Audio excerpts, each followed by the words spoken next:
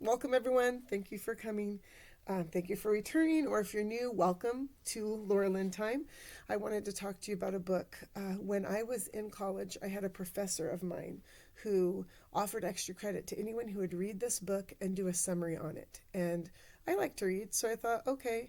She had lots of extra copies, and she offered me one to borrow.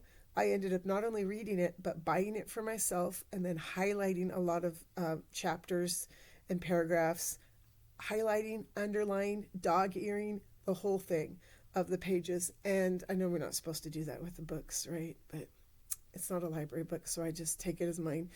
I wanted to, well, first I'll tell you what it's called. Tuesdays with Maury. It's an old man, a young man, and life's greatest lesson. Sorry. So I'm just going to read a section of it. They meet every Tuesday. I won't say the backstory or anything right now. Just know that Maury was Mitch's college professor, his sociology professor, and they would meet every Tuesday during office hours and have different discussions. I guess I'm going to tell you what it's about. They lose track of each other through the years, and then certain events bring them back together.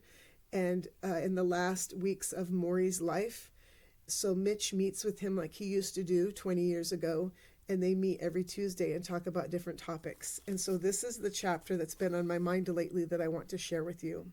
This is Mitch talking. The importance of forgiving was my question. I had seen those movies where the patriarch of the family is on his deathbed and he calls for his estranged son so that he can make peace before he goes.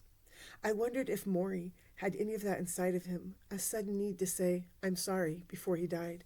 Maury nodded. "Do you see that sculpture?" He tilted his head toward a bust that sat high on a shelf against the far wall of his office. I had never really noticed it before. Cast in bronze, it was the face of a man in his early 40s, wearing a necktie, a tuft of hair falling across his forehead. "That's me," Maury said. "A friend of mine sculpted that maybe 30 years ago. His name was Norman. We used to spend so much time together. We went swimming, we took rides to New York, he had me over to his house in Cambridge, and he sculpted that bust of me down in his basement. It took several weeks to do it, but he really wanted to get it right."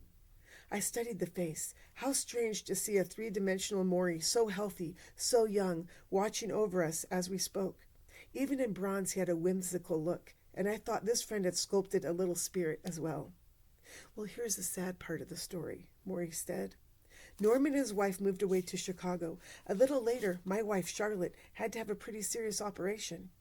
Norman and his wife never got in touch with us. I know they knew about it. Charlotte and I were very hurt because they never called to see how she was, so we dropped the relationship.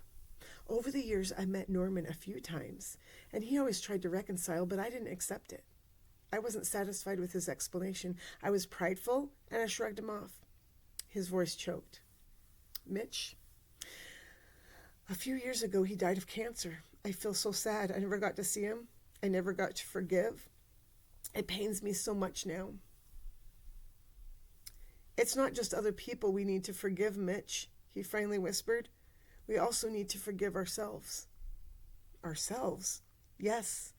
For all the things we didn't do, all the things we should have done.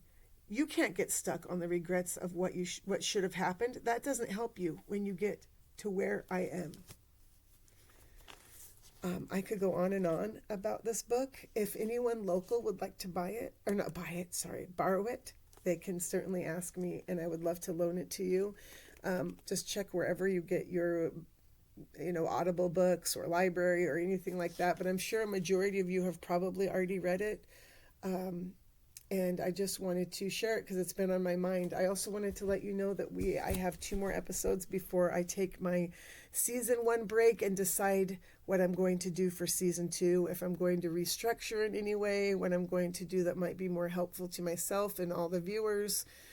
And feel free to share, subscribe, like, all of the things. I don't have the comments on right now. I'm not ready for that yet. Hopefully I will be soon. But I will talk to you all later. Thank you again. Have a great one.